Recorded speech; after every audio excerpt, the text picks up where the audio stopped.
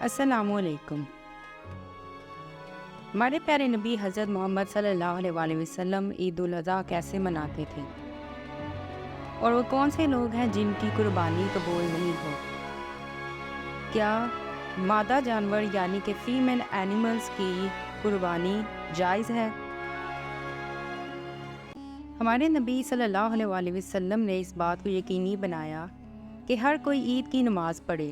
ये एक इज्तिमाई तौर पर अल्लाह की इबादत करने और कुछ और इल्म हासिल करने का मौका था। औरतों और बच्चों को मदीना के मज़ाफ़ात में जाने और वहाँ होने वाली नमाज का मुशाहिदा करने की तरगीब दी गई। नबी करीम सल्लल्लाहु अलैहि वसल्लम ने अपनी तकरीबात का आगाज़ 2 रकातों रस्मी नमाज के साथ किया, जिसके बाद एक खुतबा दिया गया, जिसके बाद जमात से कहा गया कि वो हिरात में हिस्सा डालें। इसके बाद नबी करीम सल्लल्लाहु अलैहि वसल्लम अपने घर के रास्ते मुख्तलिफ रास्तों से होते हुए गुजरते थे। आप सल्लल्लाहु अलैहि वसल्लम ने फरमाया, कुर्बानी हमेशा खुतबा के बाद करनी चाहिए। ऐसे जानवरों का इंतखाब करना ज़रूरी है जो सेहतमंद हों और बगैर किसी खराबी के। नीयत खालिस होनी चाहिए। कुर्बानी अपने खालिक को राज़ी करने के लिए है। हम सिर्फ इसी की इबादत करते हैं और कुर्बानी का जानवर दाग और बीमारी से पाक होना चाहिए और इसके साथ अच्छा सलूक करना चाहिए। हमारा मकसद अल्लाह की इबादत करना है। नबी करीम सल्लल्लाहु अलैहि वसल्लम ने एक बार फरमाया कि मुझे कुर्बानी के दिन ईद मनाने का हुक्म दिया गया है, जिसे अल्लाह ताला ने इस उम्मत के लिए मुकर्रर किया है। एक आदमी ने कहा, अगर मुझे बकरी या ऊँट के अलावा दूध या दीगर फ़वाइद के लिए कर्ज़ ना मिले तो क्या मैं इसकी कुर्बानी करूं? तो आप सल्लल्लाहु अलैहि वसल्लम ने फरमाया, नहीं, बल्कि तुम अपने बाल और नाखून तराशो, मूंछें तराशो, ये सब अल्लाह ताला की नज़र में तुम्हारी कुर्बानी है। एक बार जब मजहबी जिम्मेदारियां पूरी हो जाती हैं तो ये खुशी और मसरत का वक्त है। ख़ानदान और दोस्तों के साथ वक्त गुजारे। नबी करीम सल्लल्लाहु अलैहि वसल्लम ने ऐसा ही किया और हमें भी ऐसा ही करना चाहिए। नौजवान लड़कियां इनके घर में खुशी से गाती थीं और माहौल खुशी से भरा होता था।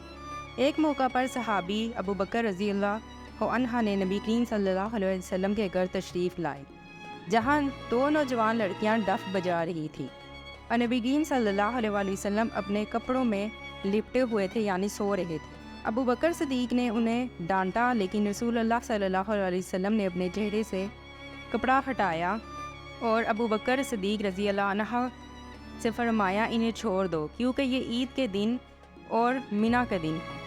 इसीलिए ये याद रखना ज़रूरी है कि ईद ख़ानदान के लिए और तफरीह का दिन है। ये बहुत बड़ी बरकत का मौका है, लेकिन ये याद रखना ज़रूरी है कि छोटे बच्चों को इनके लिए भी ईद को यादगार बनाएं। क्या आपने कुर्बानी के लिए जानवर को ख़रीद लिया है? आपने कुर्बानी के लिए कौन सा जानवर ख़रीदा है? हमें कमेंट के ज़रिए ज़रूर बताइएगा। आपके जानवर की उम्र क्या है, ये भी हमारे साथ शेयर कीजिएगा। वो कौन से लोग हैं जिनकी कुर्बानी कबूल नहीं होगी? ऐसे बहुत से लोग हैं जिन्होंने कुर्बानी के लिए जानवरों को ख़रीदा, लेकिन अगर उनके जानवरों में किसी किस्म का कोई ऐब मौजूद है तो उन लोगों की कुर्बानी कबूल नहीं होगी। कुर्बानी सिर्फ़ उन्हीं जानवरों पर जायज़ है जो बेदाग हों और बग़ैर किसी ऐब के हों। भेड़ और बकरियों की उम्र कम से कम 1 साल होनी चाहिए। गाय या भैंस की उम्र कम से कम 2 साल होनी चाहिए। ऊँट की उम्र कम से कम 5 साल होनी चाहिए। इसके अलावा तमाम जानवरों का सेहतमंद और बीमारी से पाक होना ज़रूरी है। वो जानवर जो नाबीना हैं या एक आंख वाले हैं, हवा वो किसी चोट की वजह से या पैदाइशी ऐसे हैं, उनकी कुर्बानी जायज़ नहीं है। इससे ये बात वाज़ह होती है कि पैदाइशी तौर पर किसी भी तरह का ऐब रखने वाला जानवर कुर्बानी के लिए जायज़ नहीं है, और अगर कोई इसकी कुर्बानी करता है तो उसकी कुर्बानी कबूल नहीं होगी। आखिरी सवाल कि क्या कुर्बानी के लिए मादा जानवर यानी कि फीमेल एनिमल्स जायज़ हैं या नहीं?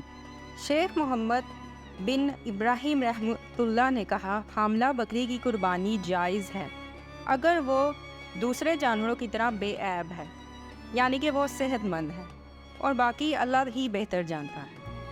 मुझे उम्मीद है कि आपको इस वीडियो से कुर्बानी के मुतल्लिक़ काफ़ी इन्फॉर्मेशन मिली होगी। वीडियो अच्छी लगने की सूरत में हमारी वीडियो को लाइक करें और चैनल को सब्सक्राइब करें। जज़ाकल्लाहुल खैर।